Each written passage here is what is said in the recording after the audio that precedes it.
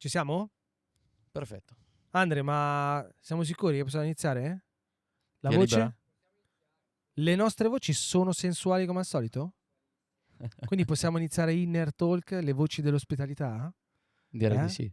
Allora ragazzi, benvenuti in questo nuovo episodio. Oggi siamo, prima di presentare Lorenzo, siamo all'interno di una location nuova, come potete ben vedere. Andre, grande scouter, e Fantastico. Hobby Garden dei Navigli. Cioè partiamo subito con una promo, Andre, ci hai capito? Qua non si perde tempo.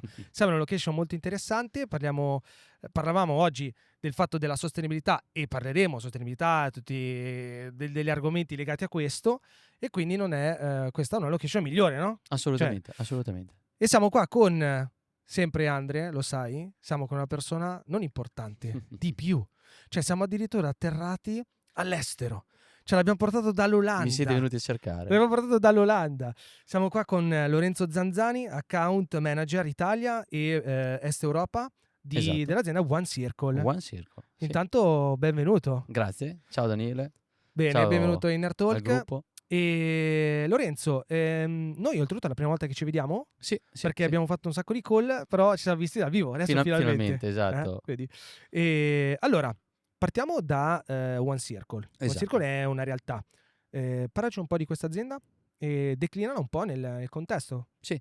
Allora, One Circle, l'azienda producente di Kikek e Unicake, sono due fusti in PET che ormai sono leader nel mercato, esistiamo già da 20 anni, abbiamo compiuto 20 anni ufficiali dell'azienda, Grande. sebbene il progetto, il primo prototipo era stato ideato nel 98, quindi quando ancora i fusti erano semplicemente solamente di acciaio. Di acciaio, certo. Esatto.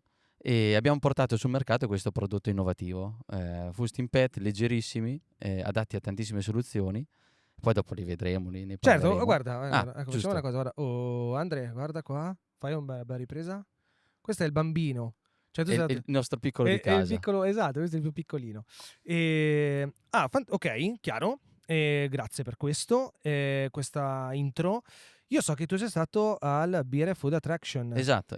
Noi adesso la puntata andrà in onda, che è già passato magari qualche giorno, ovviamente. Sì. E c'eri già stato al Beer Food Attraction? Sì, c'ero stato tanti anni fa, quando ancora era incentrato su quello che è ancora il titolo, anzi in realtà il titolo, se non sbaglio, era diverso, ma non ricordo più. Era molto incentrato solo su birra e cibo, un Oreca finalizzato a birra e cibo.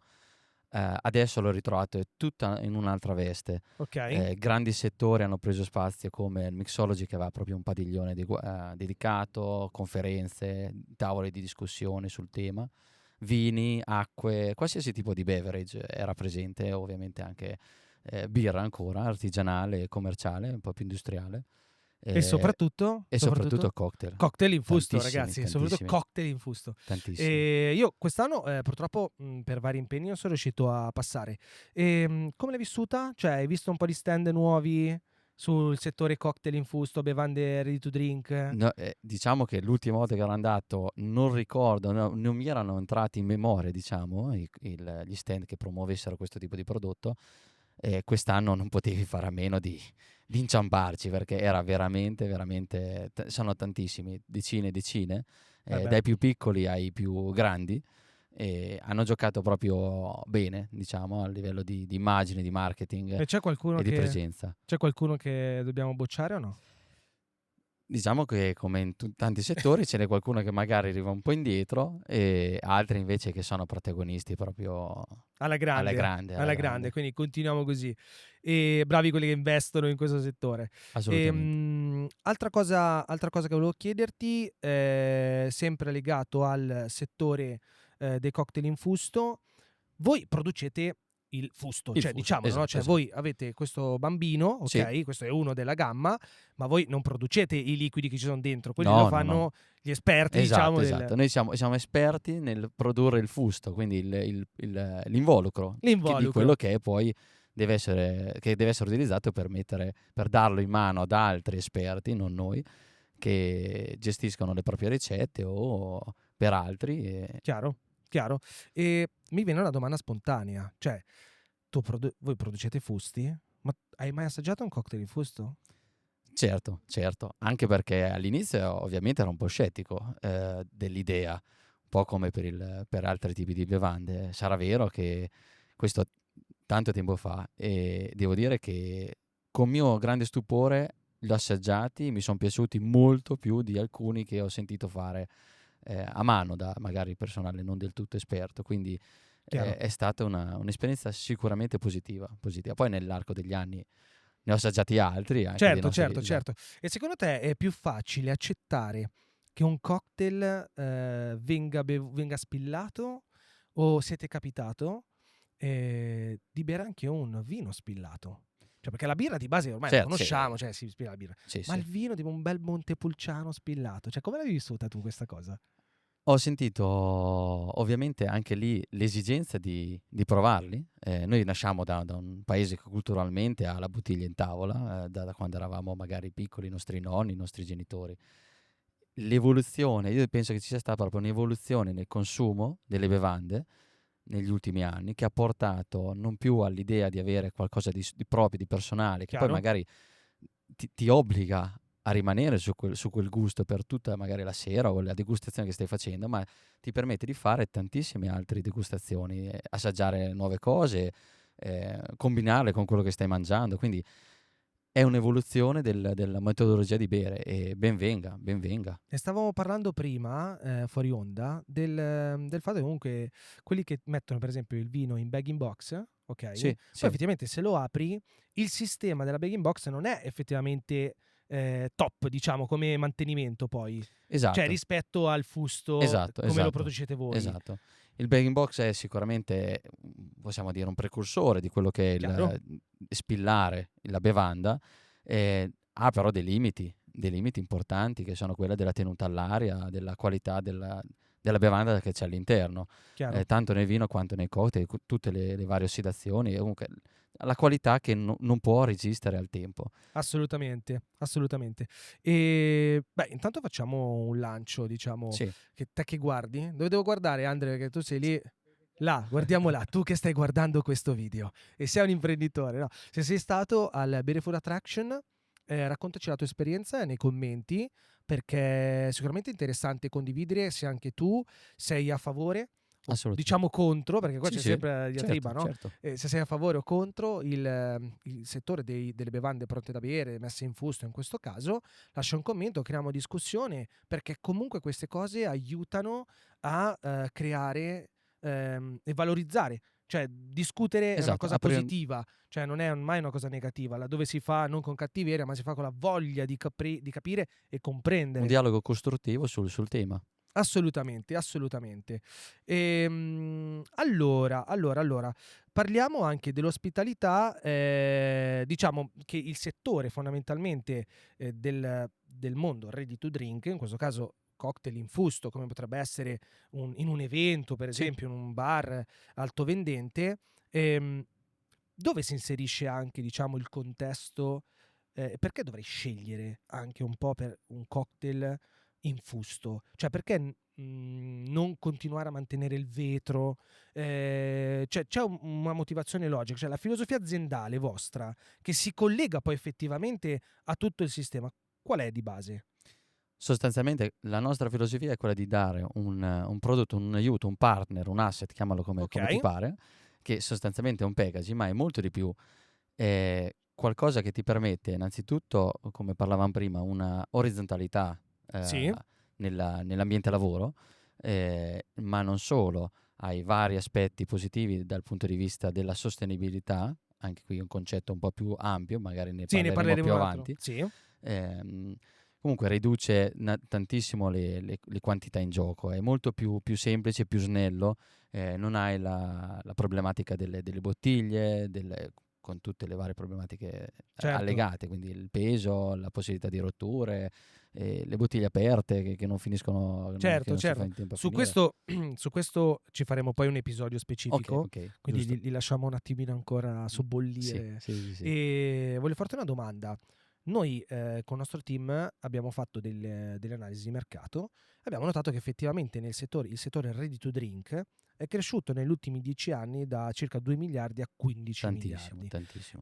Tu che vivi in Olanda, ehm, cioè, è frequente vedere già drink infusto o vino infusto? Cioè, che magari sono un po' più aperti rispetto a noi su questi aspetti, in termini di tradizionalità, insomma. Esatto, esatto.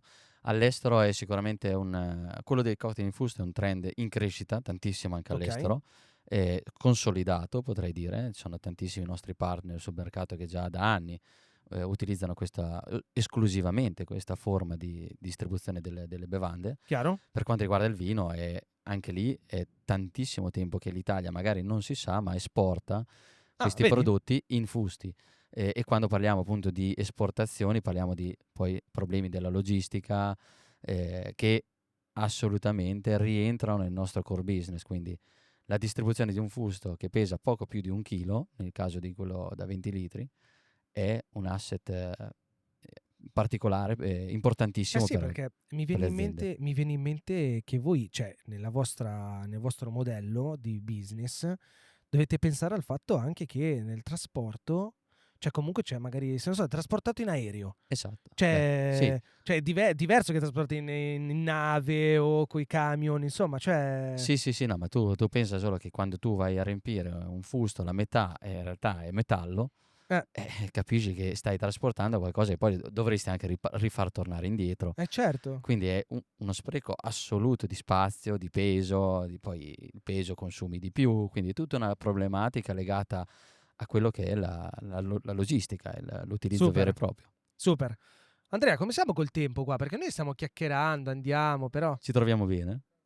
Andiamo, Ah, ok, ok, andiamo, ok. andiamo, andiamo. Allora posso farti questa domanda. Dimmi. Sempre tornando al discorso del Beer and Food Attraction Sì. e di come il mondo dei cocktail oggi sta sempre più interagendo anche in Europa, in generale nel mondo. Hai notato qualche stand che in particolare fa delle cose specifiche oppure diciamo oggi il mercato lo vedi più spritz gin tonic? Cioè come Sì, sì, sì, no, è effettivamente una domanda da porsi perché il mercato si divide in due fasce principali. ok. Eh, diciamo, l'impresa, la società che utilizza, che prende al balzo questo trend e che si butta sulla quello che è la base fissa dei cocktail, quindi parliamo di spritz, parliamo di cocktail più famosi, più a largo consumo. Certo. Mentre ci sono tantissime altre realtà industriali che presentano dei prodotti eccessi, di premium cocktail, diciamo, e si focalizzano esclusivamente su quelli. Quindi c'è proprio una disparità, una differenziazione dell'offerta e Certo. che permette anche magari all'utente finale di capire un po' dove andare, anche perché sono soluzioni che abbracciano tantissimi utenti, tantissime richieste, tantissime necessità Vero. e diciamo che sostanzialmente c'è spazio per tutti. Beh, diciamo Mm, una cosa. Cioè, diciamolo chiaramente. Cioè, se la Campari, la Diageo, cioè tutte queste aziende qua, quando capirete effettivamente che il mercato è infusto, cioè Kick Eggs è la soluzione perfetta. sì, Cioè, sì, sì, sì, dobbiamo sì. dirlo, eh? Sì, sì, Ok. assolutamente, assolutamente. Allora, ragazzi, intanto ricordo che lasciate un commento e creiamo un po' di dibattito, parliamone, perché questo tema dei cocktail infusto è fondamentale. Andremo a parlare anche poi di Sì, sostenibilità. Lorenzo, noi ci vedremo per altre puntate, volentieri, quindi volentieri. in descrizione trovate tutti i link, Instagram, Facebook, bla bla bla, che c'è infinità, perché loro sono Tutte le super, informazioni. super, super social. E noi ci vediamo alla prossima puntata. Tu vivi in Olanda, un Sì, saluto lo facciamo anche in olandese. lo facciamo in Cioè, olandese? possiamo farlo in Ci olandese? proviamo? Ci proviamo? Io non lo so. No? Vai? Potremmo dire allora che ci vedremo al prossimo episodio. Dai, va bene. Ok. Allora, tot de volgende aflevering. Perfetto. Semplice, no? Perfetto. Se tu ci hai capito, lascia un like. Ciao ragazzi. Ciao.